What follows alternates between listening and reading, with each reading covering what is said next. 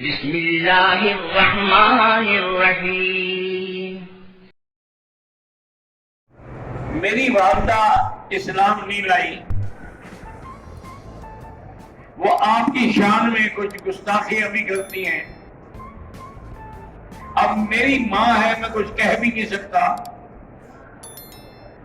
اور برداشت بھی نہیں کر سکتا کوئی حضور کے خلاف بات کرے۔ اب میں اس لیے حاضر ہوا ہوں کہ آپ دعا فرما دیں، یا تو اللہ میری والدہ کو مسلمان کر دیں یا پھر اللہ ان کو موت دے دے۔ حضور پاک مسکرائے اور فرمایا کہ اللہم اہد ام ابا ہریرہ، اللہم اہد ام ابا ہریرہ، اللہم اہد ام ابا ہریرہ۔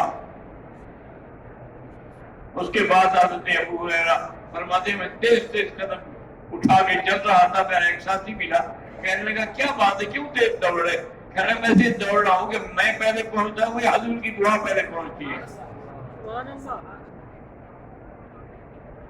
کہتے ہیں کہ میں جب آیا اپنے گھر پر تو دروازہ بند تھا، اندر سے غسل کی آواز آ رہی، میں کھڑا رہا، والدہ نے غسل کیا، کپڑے پہنے، پھر دروازہ کھولا، کہا آپ کو مجھے کلمہ پڑھا دے۔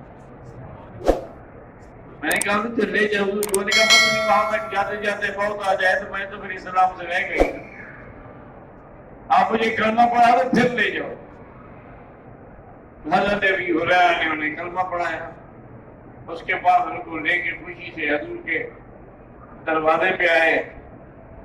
حضور نے فرمایا اللہ کے بندے تم نے کیوں بوڑھی عورت کو تکلیف دی، مجھے کہتے میں وہاں جا کے کلمہ پڑھا دیتا۔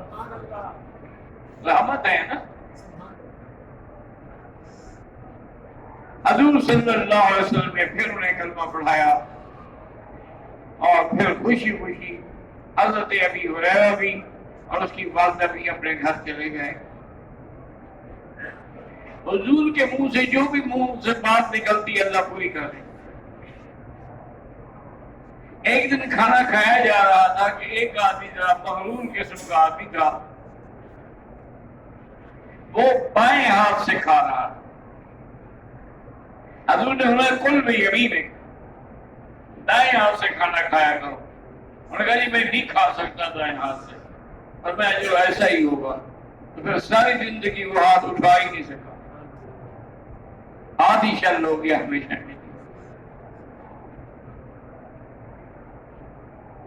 حضور صلی اللہ علیہ وسلم کے صحابہ رضوان اللہ علیہم اجمعین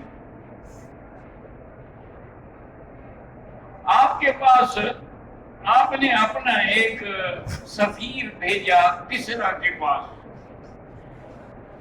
شہنشاہ کسرا۔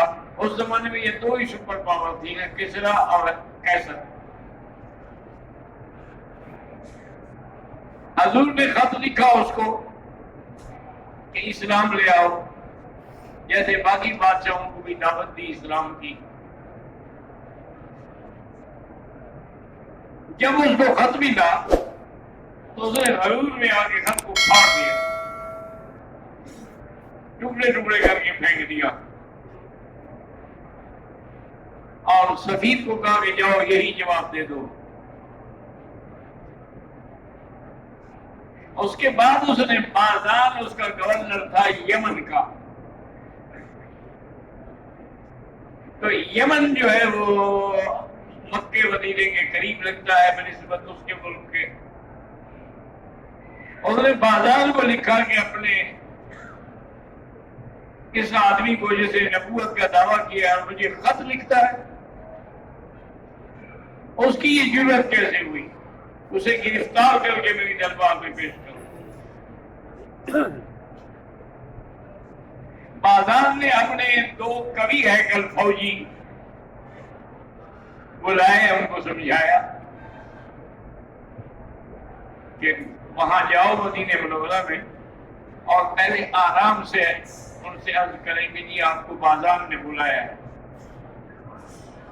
اگر آپ آرام سے چلے آئے تو کوئی سختی کرنے کی ضرورت ہی نہیں، اور اگر آپ آرام سے نہ آئے تو پھر گرفتار کر کے لے آؤ۔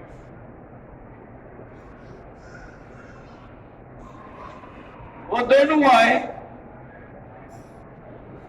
باذان کا پیغام پہنچایا۔ حضور نے فرمایا اچھا رات رہو، کل میں اس کا جواب دوں گا۔ رات اس کو ٹھہرایا۔ دوسرے دن جب وہ آئے کہ ہاں حضور کیا ارشاد ہے، اب وہ کسرا تو قتل ہو گیا، اس کو تو اس کے بیٹے نے قتل کر دیا ہے، جب وہ بندہ ہی مارا گیا تو اس کے حکم کہاں رہے؟ وہ تو حکام سارے ختم ہو گئے۔ جاؤ باذان کو یہی کہہ دو بھئی اگر وہ زندہ ہوتا تو میں اس کے حکم پہ چلتا، وہ تو مر گیا، مارا بھی اس کو بیٹے نے شیر نے۔ واپس آئے، انہوں نے آ کے بات سنائی۔ انہوں نے کہا اچھا ایسا کرتے ہیں، کچھ دن دیکھتے ہیں، جب اگر خبر کی تصدیق ہو گئی کہ واقعی وہ مارا گیا ہے تو پھر یہ اللہ کا نبی ہے۔ 2-3 دن کے بعد شیر وے کا قاصد پیغام لے کے آیا کہ فلاں تاریخ کو رات کے فلاں وقت میں نے اپنے باپ کو اس کے مظالم کی وجہ سے قتل کر دیا ہے، اب اس کے تمام احکام ختم ہیں، آئندہ جو بھی احکام ہوں گے میں جاری کروں گا۔ اس نے جب پڑھا تو حیران ہو گیا، کہنے لگا میں نے کہا تھا کہ اگر یہ خبر سچی ہے تو پھر یہ اللہ کا نبی ہے۔ باذان فوراً چلا یمن سے حضور کی خدمت میں آیا، کہنے لگا حضور مجھے کلمہ پڑھا، آپ کی خبر تو بالکل سچی نکلی، آپ کو کیسے پتہ چل سکتا ہے؟ آپ یہاں بیٹھے ہیں، وہ وہاں قتل ہو رہا ہے، اور قتل بھی بیٹا کر رہا ہے آپ کو۔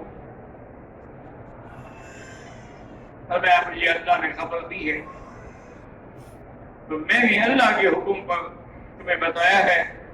اچھا ایسا کرو، آج مسلمان ہو گئے ہو نا، اسی علاقے کے تم گورنر ہو، اور اس کے ساتھ ساتھ جتنے علاقے ہیں ان سب کے بھی تم گورنر ہو۔ میں نے تمہاری حکومت میں توسیع کر دی ہے، بس کسی پہ ظلم نہ کرنا۔ میری ہدایت جو ہے وہ یہ ہے، حضور صلی اللہ علیہ وسلم کو اللہ تبارک و تعالی نے بڑے عظیم معجزات کا فرمایا۔ جس دن حضور مکے میں آئے، مکہ فتح ہو گیا، کافروں نے 360 بت رکھے ہوئے تھے اندر،